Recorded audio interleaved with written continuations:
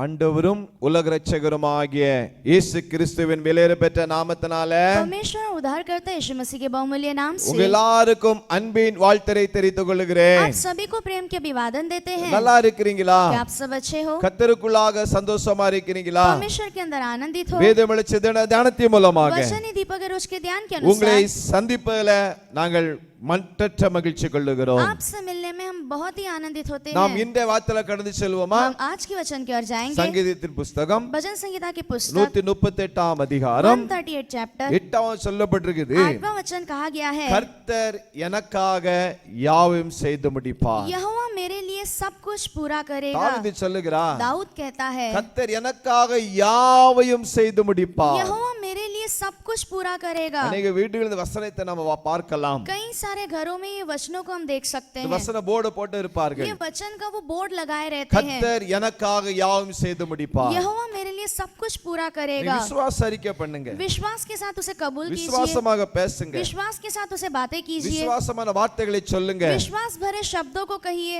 கர்த்தர் எனக்காக யாவையும் செய்து முடிப்பார். यहोवा मेरे लिए सब कुछ पूरा ஒரு करेगा. கடினமான சூழ்நிலை வாழ்க்கையில இருக்கலாம். शायद एक कठिनाई से भरा हुआ जिंदगी आपकी நடக்க होगी. முடியாத சூழ்நிலை வாழ்க்கை இருக்கலாம். आप चल नहीं सकोगे, उस प्रकार की இந்த जिंदगी आपकी காரியம் होगी. நடக்குமோ என்ற கேள்வி ये இருக்கலாம். कार्य होगा क्या करके वो सवाल आपके दिमाग ஆனா में நீங்க होगा. அறிக்கை செய்யும் பொழுது, लेकिन जब आप कबूल करोगे, கர்த்தர் எனக்காக செய்வார் நீங்க நம்பும் பொழுது, यहोवा मेरे लिए पूरा करेगा करके भरोसा करते समय நிச்சயமாக செய்து முடிப்பார். निश्चय वो पूरा करेगा. தடைகளை वो மாற்றுவார். रुकावटों को बदल देगा. அற்புதமான காரியங்களை செய்வார். अद्भुत से भरा हुआ कार्य को वो நாம் करेगा. ஜெபிக்கலாமா? हम प्रार्थना करेंगे. நல்ல பிதாவே, உமக்கு நன்றி செலுத்துகிறோம். अच्छे पिता, आपको धन्यवाद करते हैं.